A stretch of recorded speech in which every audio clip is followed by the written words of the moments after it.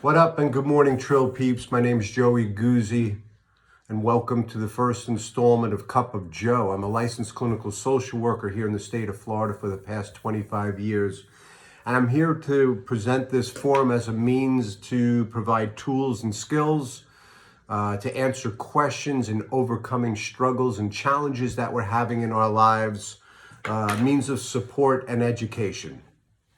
Today we're going to be talking about restructuring our cognitions. So let's step back for a moment. What's a cognition? Well, it's our thoughts. It's the way we think. It's the way we perceive ourselves in the world around us. Real simple formula I want you to remember with that.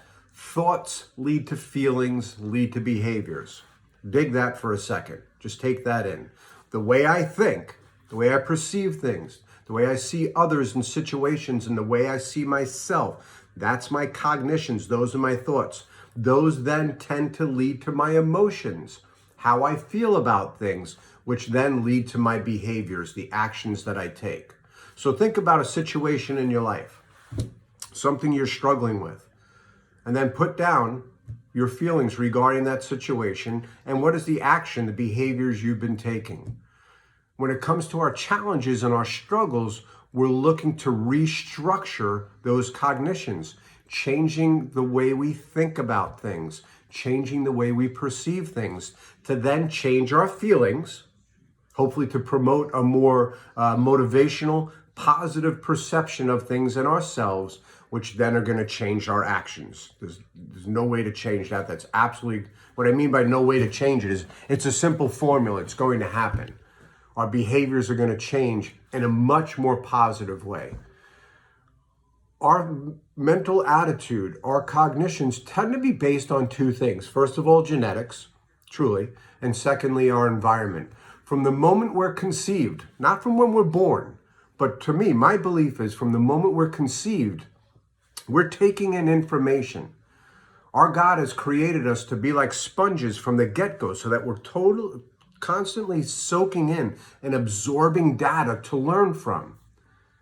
Keep in mind, for some of us, from the moment we're conceived and the environments that we were born and raised in, there may have been chaos, instability, some sense of insanity or unmanageability going on in that family system. As a result, some of the tools, some of the messages, some of the information we took in was broken. It was misinformation, but we took it in anyway and made it our own. And unfortunately, for a lot of us, what we ended up doing with that same information, we personalized it. We made it about us when the truth is it had nothing to do with us to begin with. Well, what do you mean by that, Joey? What I mean by that is, if mom was a drinker growing up in my home, as a child, we're going to take that personally. What was it about myself that didn't make me lovable enough for mom to stop drinking and for me to be more a priority in her life? We internalized it.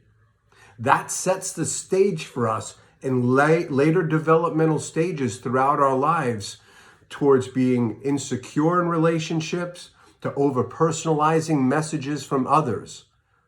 As a result, we end up making some pretty bad choices. I mean, think about, for some of you now, if in relationships with others, you tend to base on somebody's facial expression or the tone of their voice, your immediate thought is, uh-oh, what did I do wrong?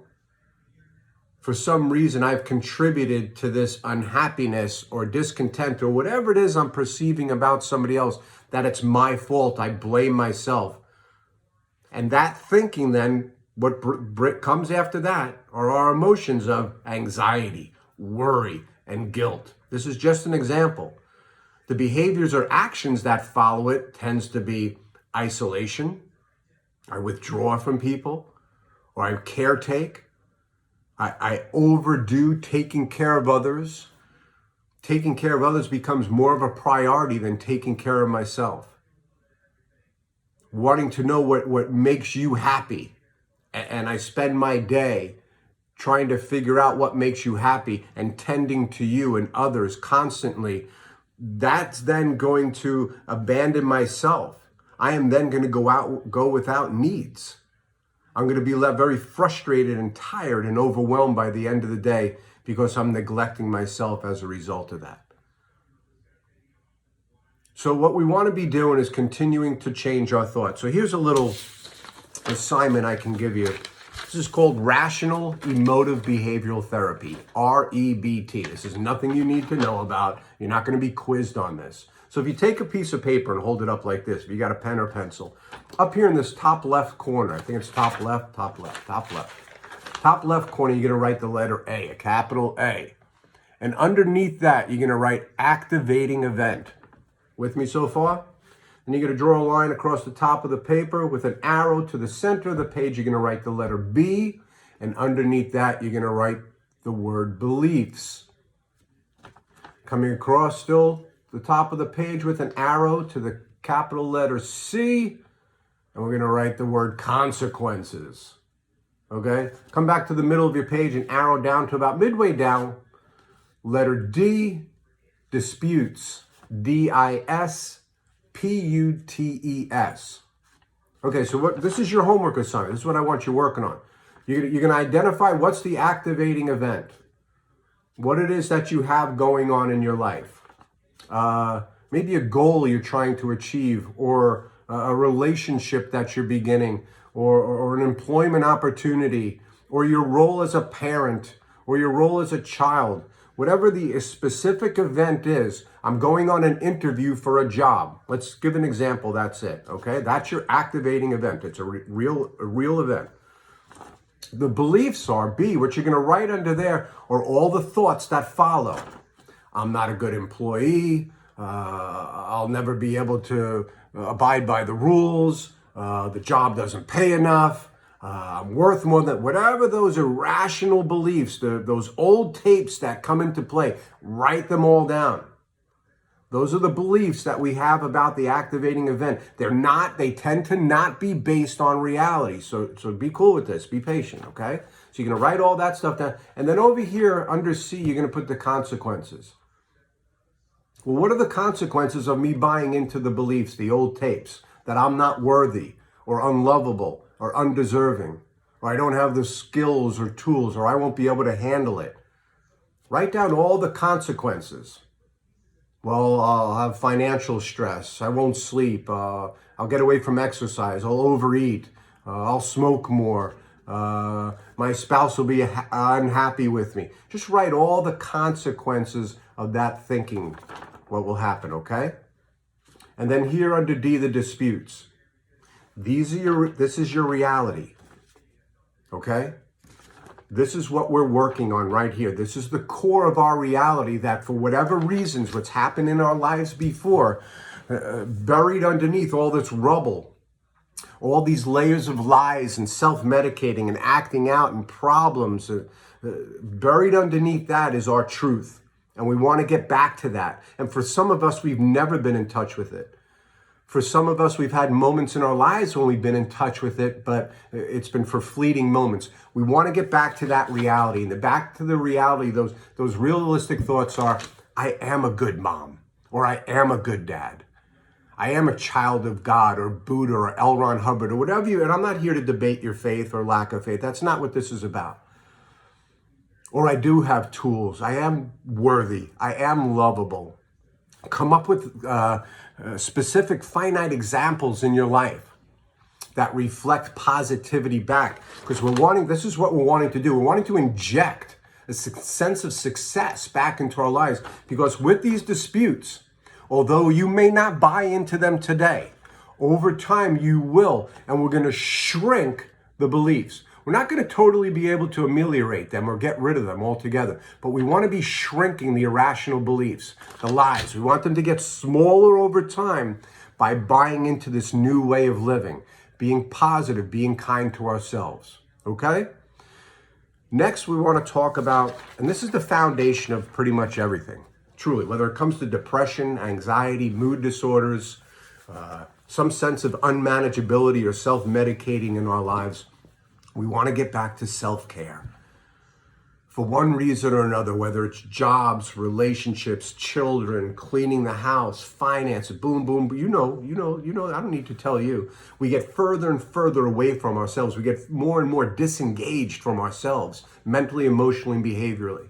So we want to make sure each day, and this is a commitment, but every day, We're getting back to ourselves with that self-care. Making your bed, cleaning your rooms, making sure you have a tidy home, being well-groomed and well-shaved, wearing deodorant, brushing my teeth, taking a shower, wearing fresh laundered clothes. Those things matter, believe it or not. You may say, that's just image stuff. No, it's not. We want to get back to treating ourselves with love and respect and dignity. This is, again, the foundation. These are the beginning steps to start loving and treating myself differently. Maybe different than I've ever been treated before in my life, and it's going to start with me. Self-care also includes my diet, what I eat, how often I eat.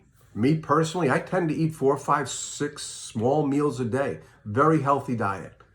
I want to make sure what I'm putting inside of me gives me the best opportunity to be patient and loving and kind and understanding and being on my game every day. I've got 2 kids, so I want to make sure I'm aware of what's going on. I'm in tune with things, and I'm not necessarily always coming from such an emotional place. They need that from me. They need that patience and guidance from me. So diet's important. Exercise. I know for some of you, you may have physical limitations and disabilities, and I dig that. I get it. But find some part of your body, something, even if it's just breathing, isometric, stretching. It's so important. Get up off that couch or whatever is doing. And initially make it 10 or 15 minutes a day, but start making a commitment.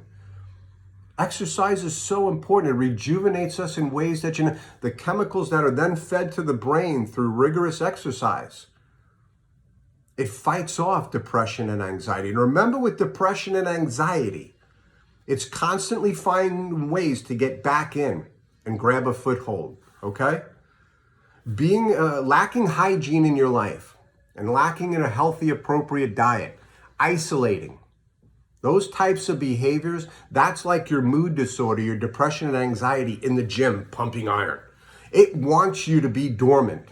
It wants you to smell and be overweight and ugly and think the absolute worst about yourself and the world around you. That's it wringing its hands like, yeah, see the worst about yourself, because that's its gaining strength.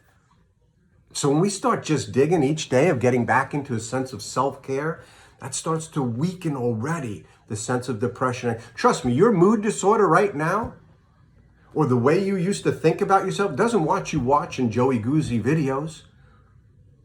It's frustrated and pissed off right now because it knows you're going to get better, and it doesn't want you to get better. It's going to try to feed you in your head the thoughts to bring you back down. You need to see that for what it is and say, no, not today. Not today. Anyway, I'm hoping that in some way, what we've shared about today, what I've taught about today is helpful to you. Take it in and digest it. If you have any feedback on it, message me back. Even if you private message me, anything you share with me will be kept in confidence unless you let me know differently. You have questions about what I'm sharing about? Let me know. Blow up my Facebook profile, whatever it is. I'm here to answer them.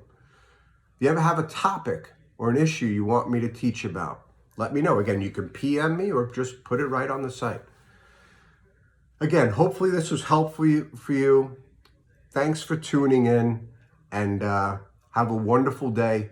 Treat yourself with love and respect today, and start coming up with a daily agenda. Start putting down some short-term goals for yourself each day with an agenda, achievable goals, because we want to be getting a sense of success back in our lives. You deserve it. Okay, God bless, guys.